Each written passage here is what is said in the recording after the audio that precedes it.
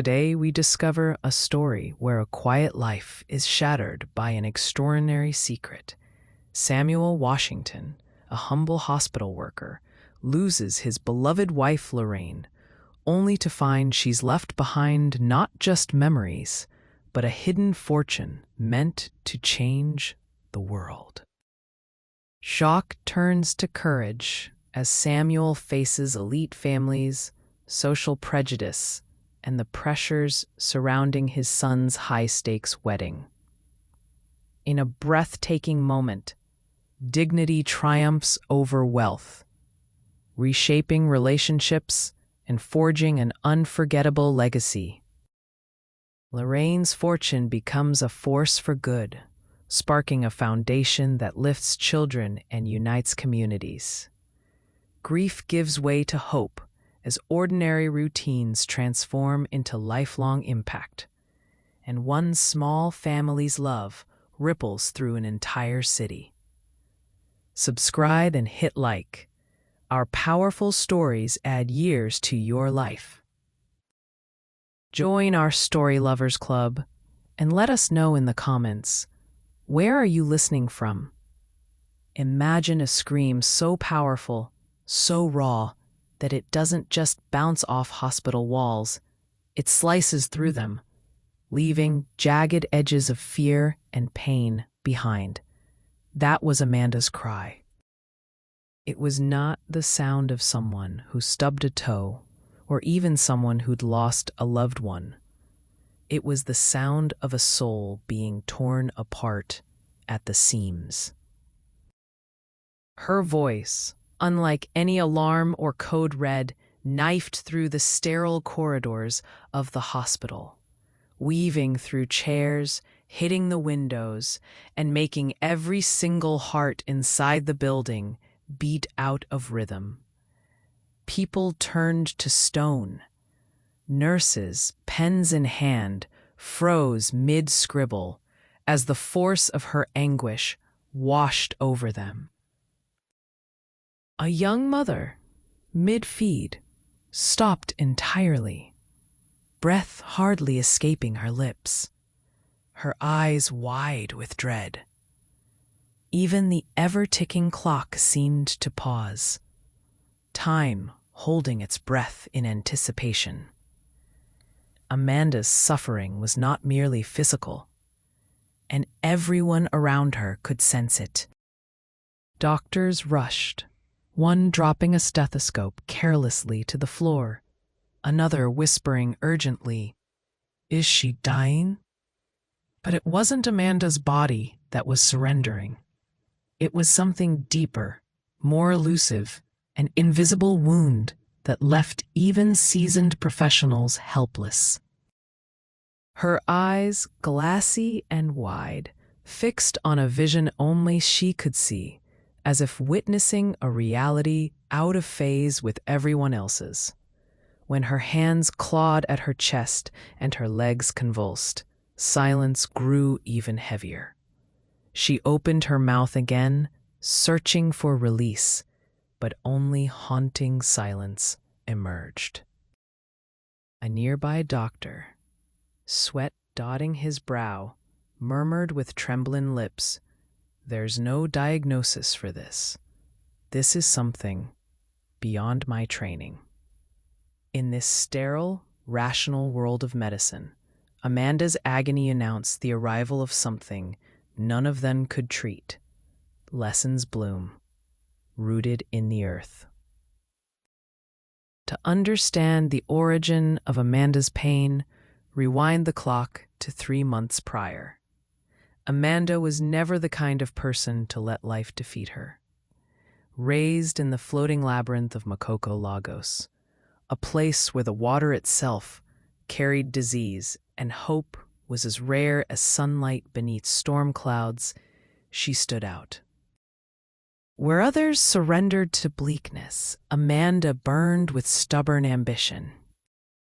While waterborne illness snatched dreams before they had a chance to breathe, Amanda was out hustling long before dawn, selling sachet water atop corrugated roofs, heaving bricks, shoulder to shoulder with men twice her size, or sprinting barefoot through Ojibwa, hawking plants to irritable commuters stuck in traffic jams. "I go school," she would chant to herself, voice lifting her above despair. "Even if death remains, I go still try." One sweltering day found Amanda lugging cement bags at a bustling construction site when fate rolled up in a sleek black Jeep. The man inside radiated the kind of wealth that made people simultaneously curious and cautious. His belly pressed against his polished Gucci belt, dark sunglasses concealing eyes that seemed to calculate every risk, every possibility. The gray sky only heightened his aura of mystery. "Can I know your name, pretty lady?" he purred, words slicing through the city's chaos. Amanda, unamused and always vigilant, hesitated before replying. "Amanda?" she finally offered, wary but unflinching. A smile crept across his face. "You've got the spirit of a lion." "I admire that. A woman who works hard and knows her worth." Amanda shifted, the heavy sack digging into her shoulder, feeling both. But this time, something felt different. Her hard-earned skepticism pushed her to stand firm. "Thanks," she replied, forcing calm into her tone. "But I don't need special favors. I'm just fine doing things my way." The stranger's laughter was soft, perhaps a little too knowing. He removed his sunglasses, revealing eyes sharp with ambition. "I didn't offer a handout," he assured her. "I'm offering something bigger. You have drive, Amanda. I see it." Have you ever imagined channeling that strength into something beyond this? Something that could transform your life? Amanda's heart pounded, but her face remained impassive, unwilling to give away her curiosity or her hope. As the stranger's words echoed in the humid afternoon, Amanda's mind became a battleground. Ambition warred with suspicion. She thought of her family, her mother stoic but tired, her little brother, eyes bright with dreams, yet dulled by hunger. Could this opportunity be genuine? Or was it a snare? One of those dangerous games that preyed on the hopes of the poor. The man offered her a card, the gold letters almost glowing. "Mr. Bishop, Talent Scout." Amanda's fingers trembled as she took it. "Think about it," he said, voice honey smooth. As swiftly as he'd appeared, the stranger melted back into the city's swirl of dust, money, and secrets. Amanda was left alone, nerves jangling, magnetized by hope but shackled by doubt, fearful of being naive, yet desperate to believe this might be her break. For days, Amanda's life became a circle of restlessness.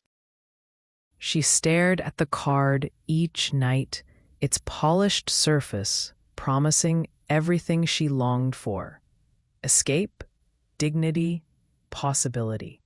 Her mother noticed the change.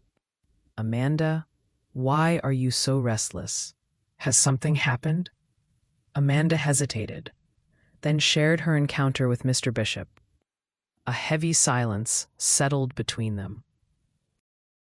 Her mother's hands, cracked from laundry, covered Amanda's. "My daughter," she whispered, "the world is quick to promise, but slow to deliver, especially to girls like us. Let your mind rule your heart, but do not let fear be your only guide." That wisdom haunted Amanda's dreams. After nights lying awake, Weighing hope against heartbreak, Amanda made up her mind. At dawn, wearing her cleanest dress and a prayer in her heart, she set out to find Mr. Bishop's office. Mr.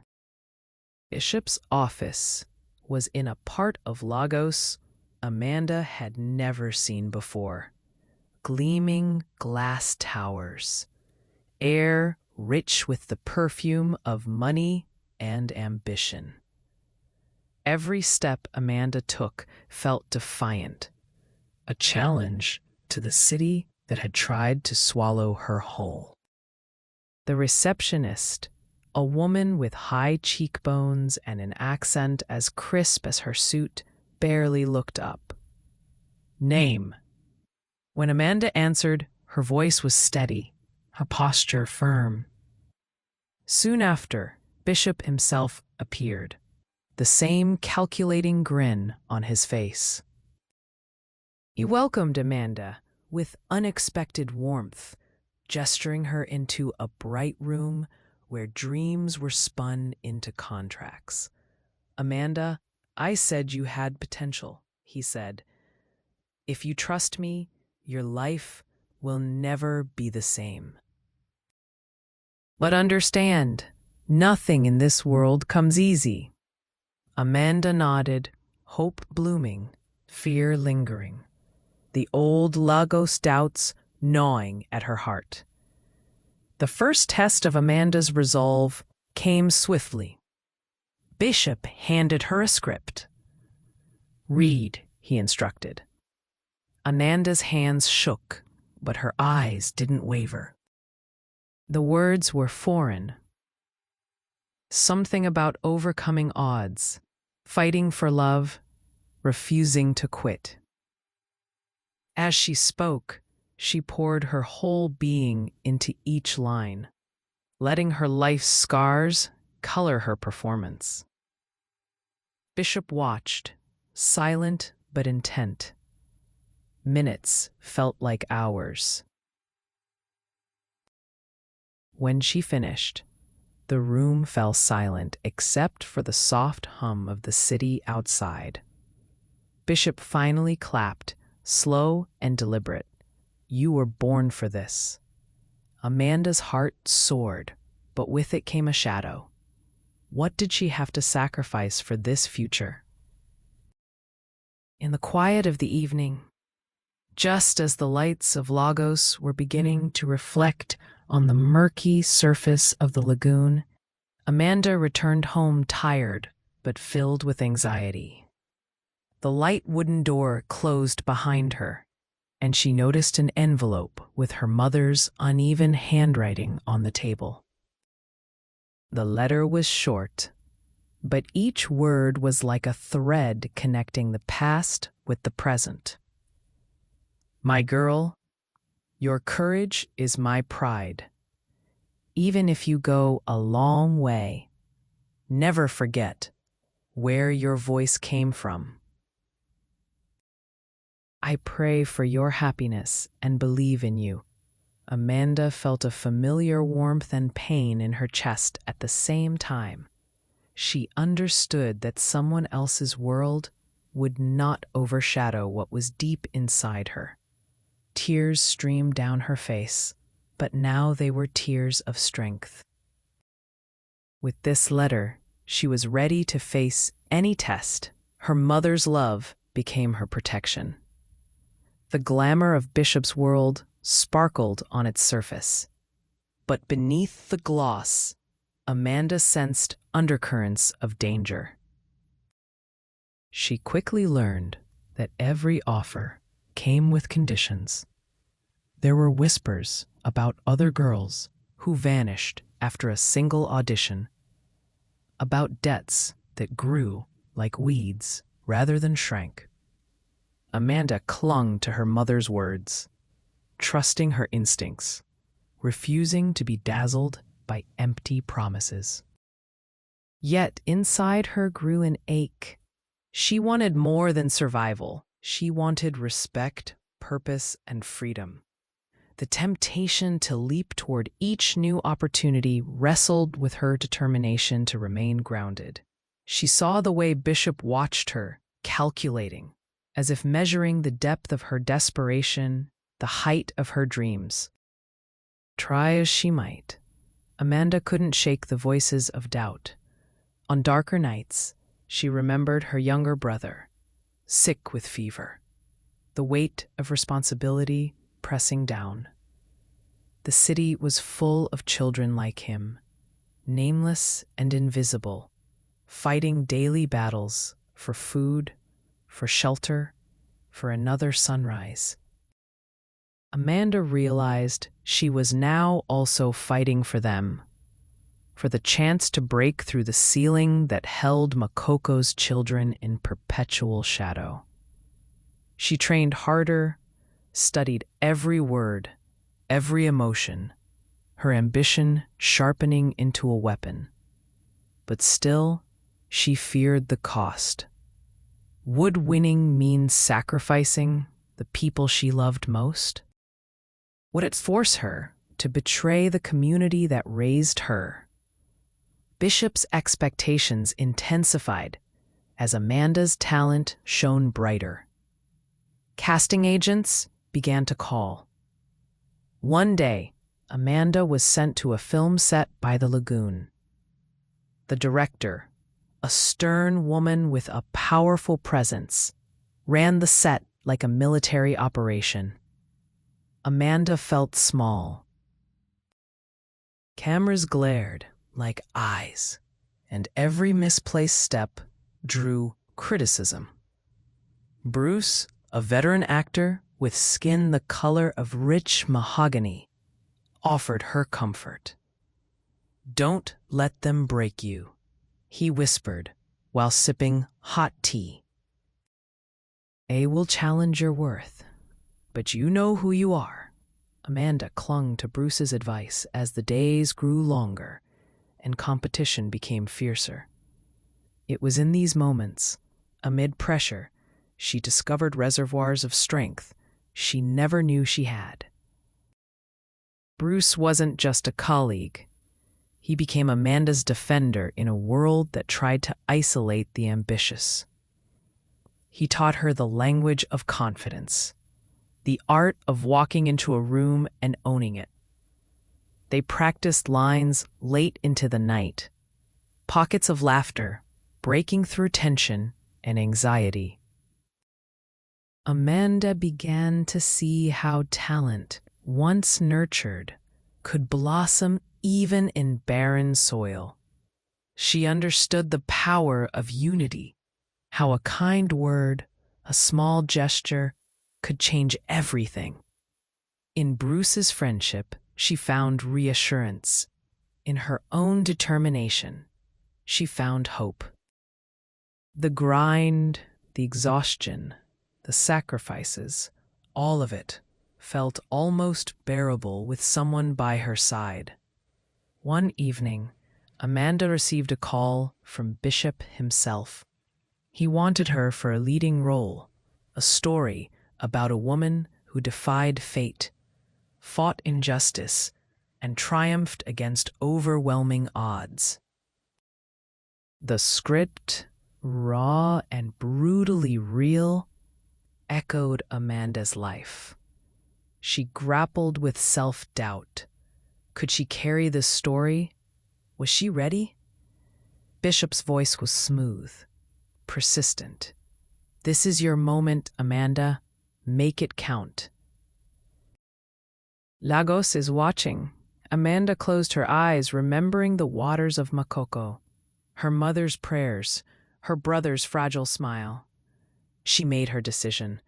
She would step into this new life, carrying both her pain and her dreams, determined to show everyone what was possible. The set was alive with nervous energy by sunrise. Amanda arrived early, the air sticky with humidity and expectation.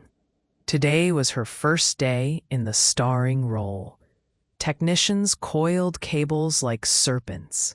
Wardrobe assistants pressed costumes. The director's voice echoed commands. Amanda tried to steady her trembling hands as her face was brushed with foundation and hope. The script's first scene required her to weep, and as the cameras rolled, the tears came easily. Memories bubbling up.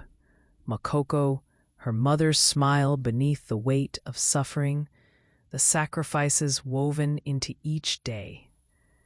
The performance stunned the crew. A director, usually cold and clinical, pressed her hand and whispered, "You are the heart of this story."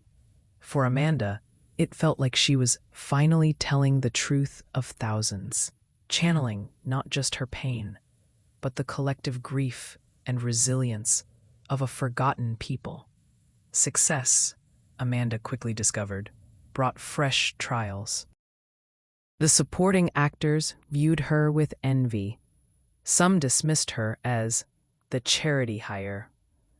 Crew members snickered behind her back about how Bishop looked out for his favorite. Amanda felt trapped between gratitude and pride. She wanted to prove herself without bending to anyone's pity or prejudice. Even Bruce, her only confidant, seemed distant as pressure mounted and egos clashed. Still, Amanda focused on the work, letting each take become a declaration of her worth. When discouraged, she whispered her mother's prayer: "Strength for today, hope for tomorrow." It became a mantra, fortifying her in moments of loneliness and doubt. As days passed, whispers of Amanda's performance spread through the set and out into the city. Rumors reached Makoko. Children gathered by flickering radios to hear of their neighbor who might become a star. Amanda felt their hopes surging through her, mingling with her own longing. Lagos itself seemed to awaken. People debated her, judged her, dreamed with her. With every scene, Amanda fought to honor the faith so many had placed in her. She wondered, sometimes in the quiet of her dressing room, if she could really bear the weight of all their dreams. That fragile balance between individual success and communal responsibility. Would triumph bring relief, or new burdens she had not expected? The filming wrapped, and the city's energy shifted, trembling with anticipation for the premiere. Amanda saw her own face on posters, along highways, in rundown neighborhoods, on glittering billboards near Victoria Island. She moved through Lagos as both herself and a stranger, heartsick yet hopeful, recognized by children and elders alike. People smiled, cheered, and stopped her in the street. Some thanked her for representing Makoko, for shattering stereotypes. Others asked for money and advice. Fame felt bittersweet. Her privacy shrank and the pressure grew. Amanda resolved to remain the woman she always was, grateful, grounded, and fiercely protective of her family and roots. Opening night glimmered with possibility. Amanda slipped into her borrowed gown, her heart hammering as she stood before the mirror, recalling the girl who once rushed barefoot through muddy streets. Bishop appeared, beaming at her transformation. "You made this possible," he said, though Amanda knew it was her grit as much as his vision. The theater buzzed with every class and tribe. Makoko elders sat beside city elite. Amanda stepped onto the stage, swept by the ovation. As the film unfolded, her story and Makoko's struggles played out in luminous color. Amanda saw tears on familiar faces and felt the beginning of something new: redemption for herself and for everyone who had believed that impossible could be conquered. The days after the premiere unfolded in a rush. Amanda's phone never stopped buzzing. Journalists, producers, old friends, and strangers from Makoko all reached out. Newspapers splashed her image on front pages, lauding how she'd brought dignity and depth to her character. Amanda watched her mother read the praise aloud to neighbors, pride gleaming in her eyes. Lessons bloom. But not all the reactions were gentle. Social media swirled with trolls, doubters, and people who called Amanda an outsider or a fluke. The tide washed over Amanda, threatening to drown her spirit. Each harsh word stung, but she kept reading anyway, determined to learn who she was becoming in the eyes of the world. Amanda clung to her values, recalling the hunger in Makoko, the way Bishop's first offer had come with strings. She turned down what felt wrong, endured whispers of arrogance. She sometimes sat awake at night, wondering if her success was exposing her to greater threats than she'd ever known. Choices that might have consequences she couldn't predict. Finally, Amanda returned to Makoko, passing through streets that seemed both familiar and transformed by hope. Children flocked to her, some waving posters of the film, some clutching old photographs. Her mother wept openly in the doorway, gathering Amanda into a hug that seemed to last centuries. Amanda felt the pressure melt away. Here, among the noise, the river, the crowded wooden homes, she was reminded of her roots. She gave a speech in the schoolyard, telling children and parents, "If you dream, let the whole city feel it. If you fight, do it with love." Her words traveled like ripples, planting seeds in young hearts, affirming that change could spring from the humblest foundation. Bishop called Amanda for a private meeting. His office was cooled by imported air, walls lined with trophies. He praised her resilience, saying, "You've made Makoko proud. You've made me proud." Amanda listened carefully, aware that praise often led to new expectations. Bishop wanted her to audition again, this time for a story rooted in politics and the struggle for justice in Nigeria's slums. Amanda hesitated, torn between gratitude and the need to control her own destiny. She weighed his words, feeling how each promise held both hope and danger.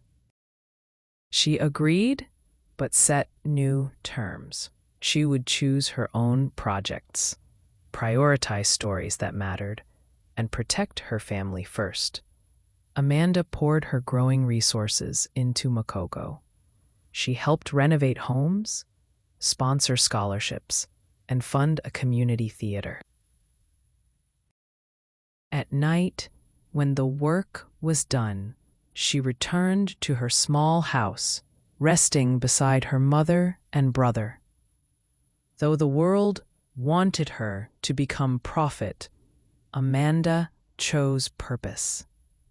She listened to the young actresses who now looked to her for guidance, urging them to treasure their dignity above acclaim. Amanda understood that the true triumph was not just her own transformation, but how she could empower others. Her journey became a lighthouse, shimmering in darkness, guiding countless souls toward dreams they had barely dared to imagine. With her growing influence, Amanda found her days busier and her choices weightier than ever before. Community leaders came seeking advice. Aspiring actors asked for auditions. International charities requested her presence. Each decision felt like a balancing act on a narrow plank over deep water. Amanda missed the simple rhythms of Makoko, the taste of grilled plantain by the water, her mother's gentle laughter, her brother's small hands. Still, Amanda knew that sharing her light could help others ignite their own, so she pressed on, aware that true leadership meant both sacrifice and humility. Just as Amanda was finding her stride, grief struck. Bruce, her mentor and confidant, suffered a stroke and passed away quietly in his sleep. The news hollowed Amanda's heart, sending her spiraling into silent sorrow. She visited his family, sitting with them through candlelit evenings, Bruce's wisdom echoing in her memory. The city mourned, too. Tributes filled newspapers, and actors shared stories about his kindness. Amanda felt his absence acutely on set, missing his steady support and laughter. But she carried his lessons forward, refusing to let sadness close her off to new possibilities and people who needed her strength. Amanda decided to honor Bruce with a special stage production in Makoko, casting local youth and inviting the city's elite. The night of the performance, lanterns swayed above the water, the air vibrant with pride and anticipation. Amanda shared powerful monologues and stories of courage, weaving Bruce's teachings into every scene. When the audience rose in applause, Amanda glimpsed tears in the eyes of elders and children alike. Art had become bridge, healing Makoko and opening new doors. Amanda felt hope radiating from the crowd as dreams took root where despair had so often bloomed. As the months passed, Amanda's fame settled into something richer, a reputation for integrity, vision, and compassion. She began to think about what her legacy truly meant. Big film studios offered her roles that clashed with her values. Politicians tried to court her influence for their own gain. Amanda stood firm, refusing easy paths. International organizations invited her to speak about Makoko and the struggle for equity. Though intimidating, Amanda accepted, determined to amplify the voices of her people. She realized her story would never belong solely to her. It was woven into the fabric of Makoko, shining through the hearts of many. One quiet morning, as the sun gilded the lagoon, Amanda stood beside her mother and watched her brother. The future felt uncertain but promising. Challenges still loomed, but Amanda had learned to face them with patience and faith. She smiled, feeling both the wariness and wonder of her journey. From a girl running barefoot through Makoko's alleys, she had become a beacon for many. Amanda knew the road ahead would demand courage, but she was ready. In her eyes, the light of possibility glimmered, proof that even the smallest spark could change an entire city, and that hope, once kindled, could be passed from hand to hand across generations. With every month, Amanda's world expanded. She was asked to join the board of a new arts foundation dedicated to nurturing talent from marginalized neighborhoods. The honor felt heavy, not just with hope, but with bureaucratic challenges. Amanda learned to speak in meetings, negotiate sponsorships, and protect the vision of empowerment. Some board members doubted her experience, but she told stories from Makoko, stories that moved even cynics to tears. Amanda's leadership style blended warmth and firmness, stubbornly advocating for scholarships and safe creative spaces. Slowly, trust grew. Amanda realized that success was not about being seen, but learning to guide and uplift others. As Amanda's public role grew, life in Makoko changed. Her mother worried about security. Her brother faced jealousy from classmates. Rumors swirled about Amanda's wealth and motives. She did her best to reassure her family, opening up more about the pressures she faced. Often, Amanda spent sleepless nights helping with homework, attending local meetings, and playing games along the lagoon. She wanted her family to feel supported, not overshadowed. Amanda learned that her roots were her strength, and every day she strove to remind her loved ones that she was still the daughter and sister they had always known.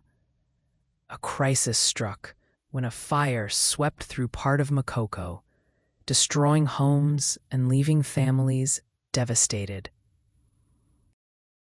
Amanda sprang into action, using her network and influence to secure emergency relief, organize volunteers, and coordinate with city officials. On the ground, she listened to mothers' fears, shared food, and led fundraising drives. Cameras recorded her work, but what mattered most to Amanda was restoring dignity and hope to those who had lost everything. The tragedy renewed her commitment to her community, reminding her that true progress was measured not in fame, but in tangible acts of compassion. In the aftermath of the fire, Amanda helped establish an education center built on stilts above the lagoon. She recruited teachers, gathered donations, and involved local youth in designing programs. The center became a haven. Children learned arts, science, and storytelling. Parents found support and resources. Amanda saw girls and boys who had once felt invisible now writing their own scripts and painting their own futures. Sometimes she sat quietly, watching students discover their voices for the first time, and remembered her own timid beginnings. Her life had become a circle. What she received, she now gave in abundance. On the anniversary of her first film premiere, Amanda hosted a celebration for Makoko. Laughter echoed along the waterfront as musicians played, dancers performed, and old friends reunited. Amanda stood before the crowd, admitting she was nervous about what the next year might bring. She spoke of the city's struggles and triumphs, urging everyone to claim their dreams and lift each other. The applause that followed was both joyful and grateful. Amanda felt fulfilled, knowing she had built something lasting, not just a career, but a legacy of community, courage, and hope. Her journey was not finished, but the light she carried was brighter than ever.